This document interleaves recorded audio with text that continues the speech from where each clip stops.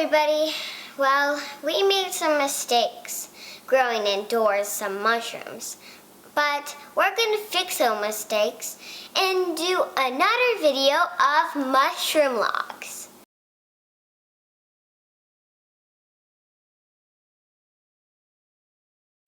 Whoa, look at those mushrooms! Holy smokes!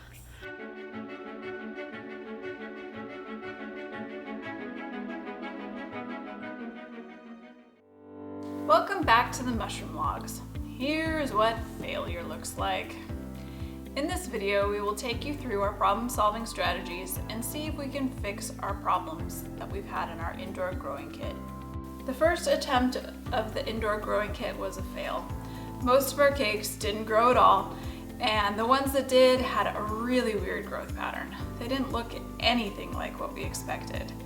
And so that's put us into problem-solving mode to figure out what happened. In hindsight, I think the 3 different strains was probably too complicated for our first attempt because it introduced several routes of failure into the process. We saw the first signs of failure right away. 2 of the jars started to colonize fairly quickly and were completely ready in about 3 weeks. There was one other jar that looked like it was growing, but it was much slower. And we're attributing this difference to the 3 different strands growing at different temperatures. We decided to dunk and roll all of our cakes, even though they didn't get totally white. They seemed to have some strands of mycelium running through them. Unfortunately, the strands were mold, so it was a really bad idea to put those into our fruiting chamber. That brings us to the next potential problem, the growing media. We had 3 different varieties of mushrooms: shaggy mane, lion's mane, and pearl oyster. Shaggy mane likes growing in compost substrates, and I think that is the one that didn't grow at all. Lion's mane and pearl oyster are commonly cultivated on straw or hardwood media. That makes us think that there is a really high probability that our mushrooms didn't grow properly because they didn't like the food that we gave them. The last thing is contamination during inoculation. Half of our bottles had mold. Mushrooms will not outcomplete mold if it is in the cakes. So our conclusion is the substrate selection and contamination during inoculation are the primary causes of our failure.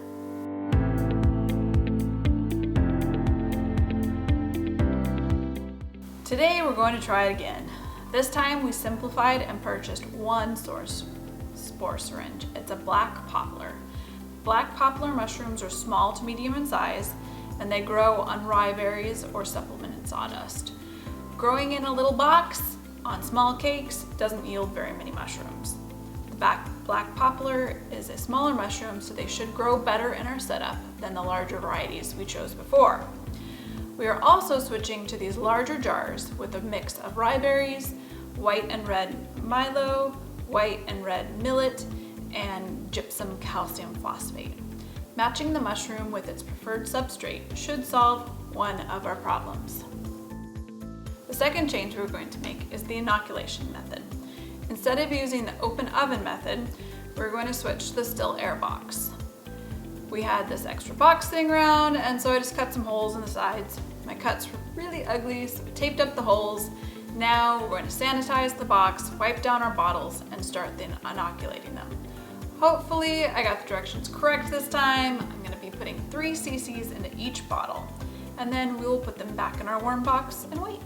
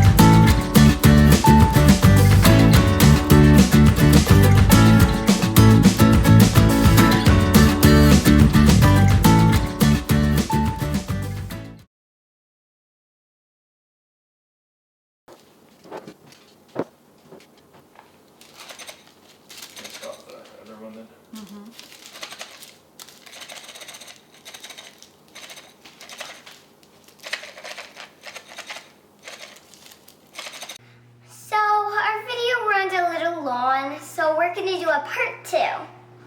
If you want to, you can subscribe. Thank you. Thank you.